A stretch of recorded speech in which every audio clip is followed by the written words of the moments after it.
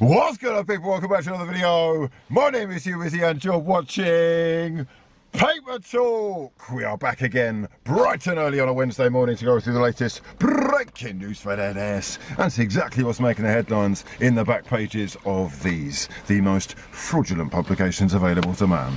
We buy them so that you don't have to. Love to your mothers. I hope you're doing well and looking after each other in these strange and turbulent times.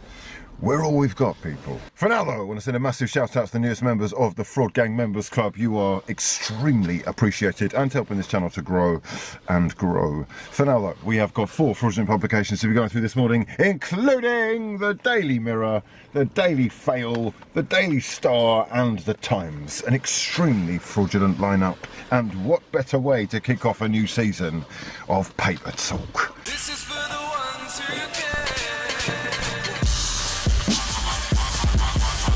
Let's kick things off on the back of the Daily Mirror then today, who have Aubameyang starting life with Barcelona, training with his new teammates, having signed his contract the night before. Arsenal confirming on the Twitter account that he had left the club by mutual consent. I don't know what you think about that one. Let me know your thoughts in the comment section below. But apparently the former Arsenal captain taking a hefty pay cut on his 350 grand a week salary at Arsenal to join up with Barcelona. Arsenal now left with just Eddie Nketiah and Alexandre Lacazette as their 2 recognised strikers, and with 3 goals in 20 league games combined.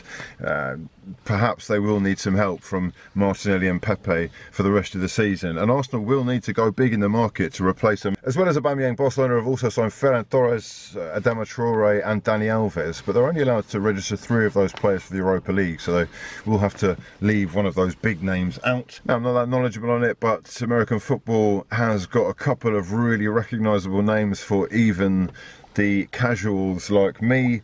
Tom Brady will be one of them. He is retiring at 44 after a 22-year career where he's picked up 7 Super Bowl rings. I think recognised as the greatest quarterback of all time. I mean, arguably, maybe that's not arguable, I don't know. Let me know your thoughts if you really do know about this stuff.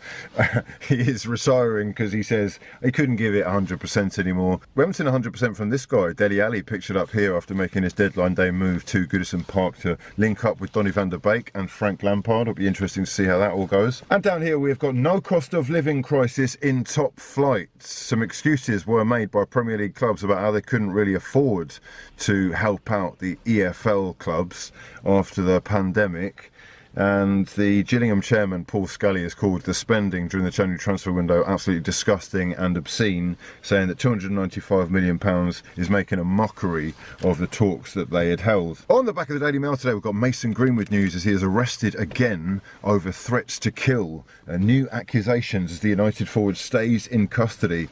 He has been in custody since Sunday night, January the 30th, and will have to be released today on Wednesday. Police in Greater Manchester are applying for more time to quiz him, and magistrates granting that extra time over these alleged 2 new serious allegations. He was initially arrested on suspicion of the rape and assault of a teenager, and now further arrested on suspicion of threats to kill and sexual assault. Greenwood's alleged victim posted on social media initially some really disturbing images of bruises to her body, face where her lip is bleeding profusely, and an audio recording which appears to show a man making serious threats. That will have been under investigation and looks to be the main reason that he has been arrested. He is still being paid 75 grand a week by Manchester United, however. He won't be training or playing for the club until further notice, and all official merchandise has been taken off the Manchester United website. When you search his name, it just says, don't know what you're talking about, mate. Do you know what I mean? It doesn't exist. Manchester United forced to release another statement yesterday which reads, Manchester United reiterates its strong condemnation of violence of any kind. Detectives will have to release him today, so we will have a further update on the Mason Greenwood story for you when it happens or as it unfolds. Up here we've got some cricket news with Alex Stewart saying that he could take over from Chris Silverwood in emergency need. If that is going to be the case, there is a test series in the Caribbean next month, so if, as expected, Chris Silverwood's sacked, he would be happy to step in. And over here, Six Nations drama for England, as they are now down to their third choice captain from the looks of things.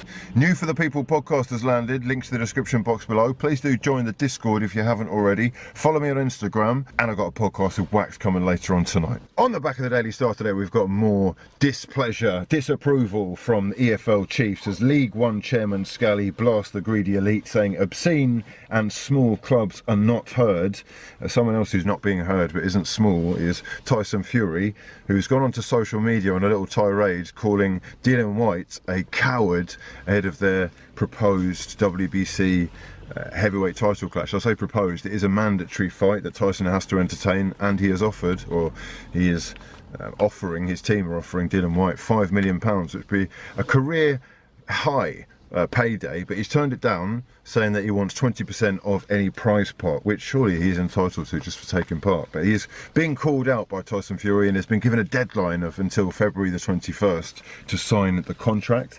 Up here we've got, they thought it was bowl over, it is now. 7 times Lord of the Rings, Brady calls it quits at 44.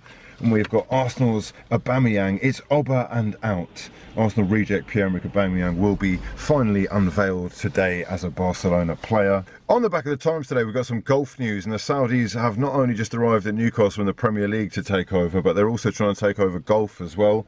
Ian Poulter being offered £22 million at the age of 46 is going to be difficult to turn down, especially as he is currently the number 59 in the world. They really are splashing the cash to make this happen, and so far have pumped in about £220 million into a new addition to the Asian Tour called the International Series. It's all really going to be pissing the people at the PGA Tour off, and is potentially going to jeopardise Ian Poulter representing Europe at the Ryder Cup, something that he is sort of synonymous with. Over here we've got some rugby news. As I said before, England are looking like they're down to their third choice captain for the Six Nations. It could well be this guy, 23-year-old Tom Curry, to replace Courtney Lawes, who was already replacing Owen Farrell. And over here we've got Ashley Cole set to join Frank Lampard. He has been working with the Chelsea Academy and the England under-21 side, if I'm correct. And the former Arsenal, Chelsea and England left back is expected to join Frank Lampard alongside Joe Edwards, Paul Clement and Chris Jones at Everton. That's about it for this time, lads. If you've enjoyed the video, please do smash the hell out of the like button. Let me know your thoughts in the comment section below, and I will catch you in the next one.